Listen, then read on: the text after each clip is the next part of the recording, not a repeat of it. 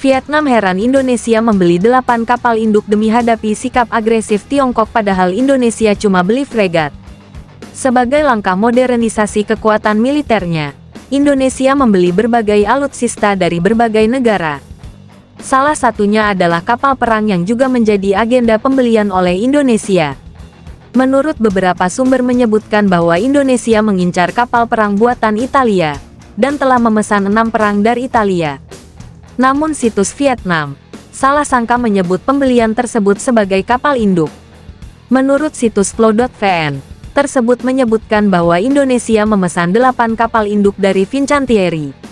Dalam artikel berjudul, Indonesia meningkatkan pembelian kapal induk untuk menanggapi Tiongkok. Fincantieri mengumumkan kesepakatan tersebut pada tanggal 10 Juni tahun 2021 di tengah meningkatnya ketegangan di kawasan tersebut. Karena China meningkatkan kegiatan yang diduga melanggar wilayah udara dan perairan Asia Tenggara. Serta kurang dari seminggu sebelum pertemuan tahunan para Menteri Pertahanan Asosiasi Negara-Negara Asia Tenggara ASEAN. Menurut Nikkei Asia, kesepakatan tersebut mencakup 6 kapal induk serbaguna FREMM dan 2 kapal induk kelas Maestrale. Pernyataan Fincantieri menyatakan bahwa perjanjian tersebut sangat penting untuk memperkuat kerjasama antara kedua negara di kawasan strategis Pasifik. Nilai perjanjian dan rincian transfer kapal tidak diungkapkan, tetapi 2 kapal kelas Maestrale akan diserahkan setelah Angkatan Laut Italia melepaskannya dan Fincantieri merenovasinya. Indonesia berencana untuk memodernisasi peralatan militernya sebelum 2024. Sebuah permintaan yang semakin relevan seiring dengan meningkatnya konflik dengan Tiongkok. Tiongkok dan Indonesia berselisih mengenai hak penangkapan ikan di dekat Kepulauan Natuna di Laut Cina Selatan. Meskipun Jakarta tidak terlibat dalam sengketa teritorial dengan Beijing di Laut Cina Selatan, Indonesia menganggap perairan di lepas pantai Natuna sebagai bagian dari zona ekonomi eksklusifnya. Sementara Beijing mengklaim memiliki hak historis untuk memancing di wilayah tersebut.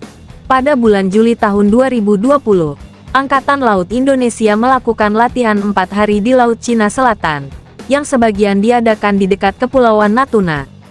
Pada tanggal 31 Mei tahun 2021, kelompok 16 pesawat Tiongkok, yang sebagian besar terdiri dari pesawat angkut militer Xi'an Y-20 dan Ilyushin IL-76, terbang dalam formasi taktis dan mendekati pantai negara bagian Sarawak, Malaysia Timur.